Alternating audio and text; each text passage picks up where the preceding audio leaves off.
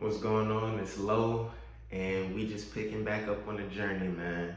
So the last thing I left off on was talking about why are we here? We look at the conditions of the earth and we have to question why we're here. And the conclusion right now kind of seems like most people think that they're here to be successful and generational wealth and rich and buy a bunch of stuff, buy a bunch of expensive stuff, and send their money to different corporations. That's kind of where we landed, roughly. And I want to talk about the religion of this world, this overarching religion that swept the entire. Like I said, I'm in America, but so when I say certain things, I'm just generalizing. But that seemingly swept the entire world, which is the New Thought movement. It's been around for a long time, since I believe the late 1800s. But people aren't even going back that far. They don't know about the originators of the New Thought movement. You probably don't even know what the New Thought movement is when I say it, and that's not even in a condescending way. But people recognize it by a different name these days, which is what I'll get into. But people don't go back that far. What we have now is the remixed, watered down version of what it was. And it's had cycles. It was here, and then it dissipated, then it came back, then it dissipated a little bit. And I can tell you the most notable resurrections of it was when the book, no, I'll give a few dates. Which, let's say, actually, I don't want to give you dates off the top of my head because I don't know that much. I don't know the exact dates where it came out. I'm going based off of what's already cemented in my memory, so I'm not going to do that. But what I will say, this New Thought movement, everyone else, we know it as the law of attraction or the secret. We know it is manifesting these days. And you could see the growth of the idea from 2012 up until now.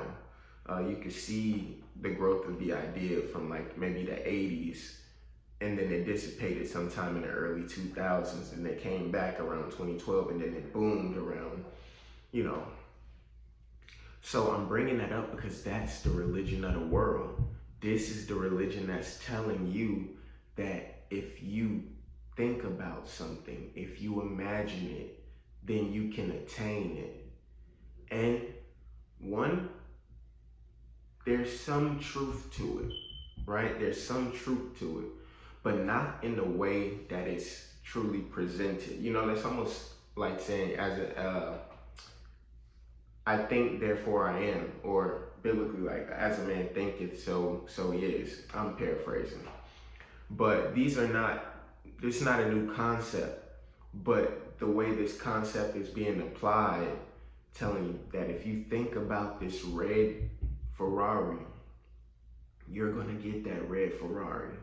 And you take the steps and you put in the energy to it, and you put your intentions towards it, and you can get this red Ferrari. You can get that $1 million if you just contemplate on it. You visualize it. You can get anything you want in this world. On the outside, it doesn't look like anything is wrong with that mindset. It seems like it's very helpful and it's very powerful and it's motivating. But people take this on as it's some kind of spirituality, or like it's some kind of explanation for why you're even here, to manifest the life that you want, to manifest the material that you want. Let me tell you some things you can't manifest, even though this is supposed to be a law of attraction. Things you can't manifest is manifesting the poverty out of an entire country. No one hasn't done it yet. I need someone to come and show me their thought power and I want them to manifest the poverty of an entire country away. I want you to manifest the illness out of everyone's bodies in the hospital, because that would be a great good to society. I want to see you manifest let me see you manifest your long lost family member back from the dead. Let me see you manifest. I don't have to keep going. I ran out of examples, but you get the point by now. It seems that this new thought movement, this law of attraction movement, this manifestation movement is only good for fueling capitalism and materialistic minds. It can't be a spiritual practice if it has no spiritual edification to it. How could your spiritual practice only be rooted in gaining material wealth? See, we don't think about these things because we like our ears to tickle. We like to listen to things that make us feel good. We like to listen to things that make us feel encouraged, empowered. But we don't like to listen to the truth. We don't like to listen to things that make sense.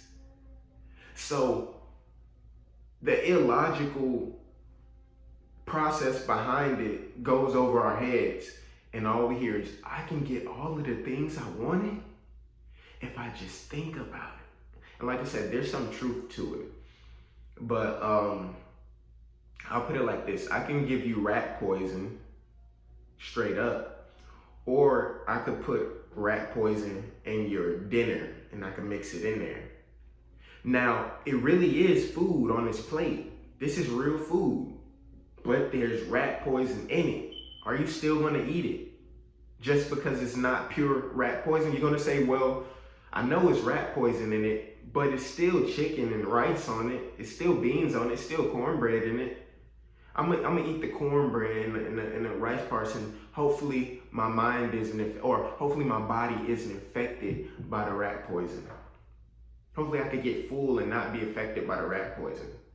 But if I give you rat poison and I tell you to drink it or eat it, I don't really know how rat poison looks. You're not gonna eat or drink it.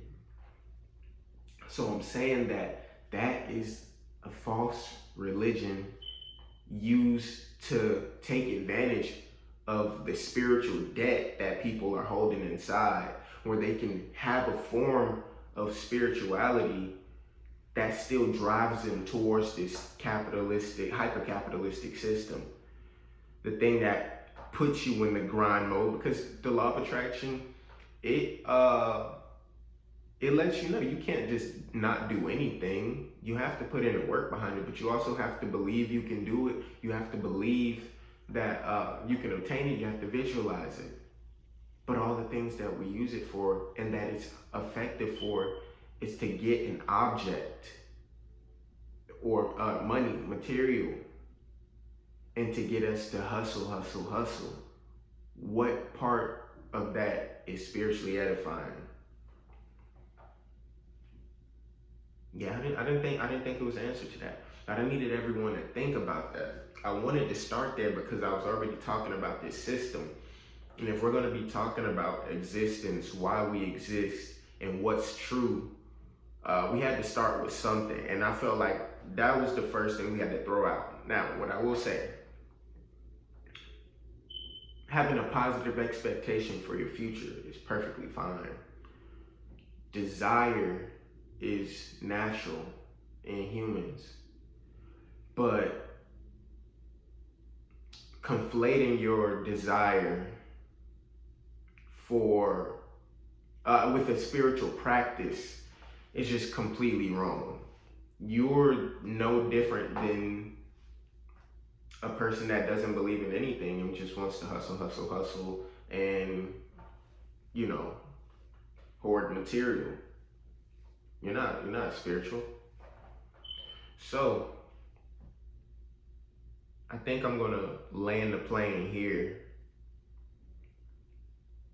That's the religion of capitalism.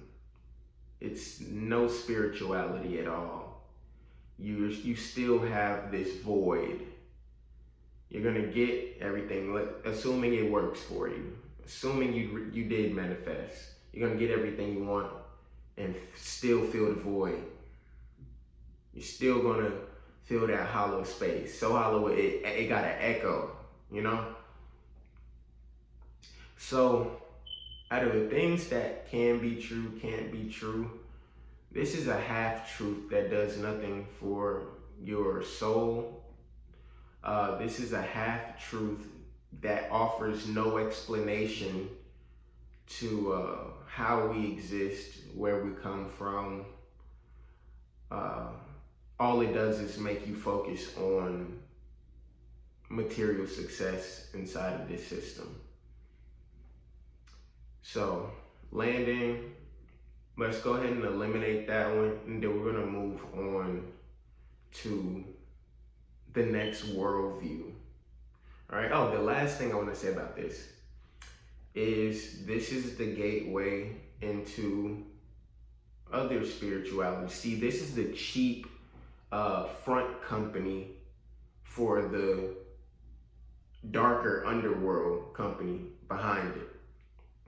Right, so it's like money laundering. It's like, yeah, it looks like a laundromat, but really this is a drug dealing business. That's pretty much what New Thought is for the New Age and folk spirituality, stuff like that. People gonna kill me for that.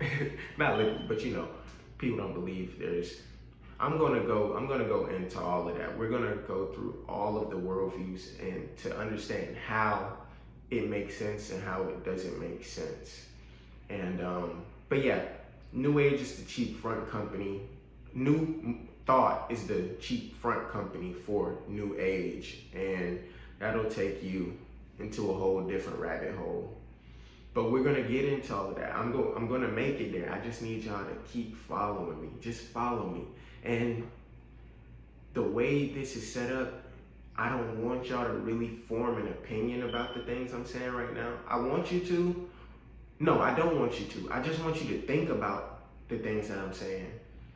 And we'll get to a point where you'll see where I'm landing, and you'll be able to form an opinion or a belief. All right? That was it. Peace.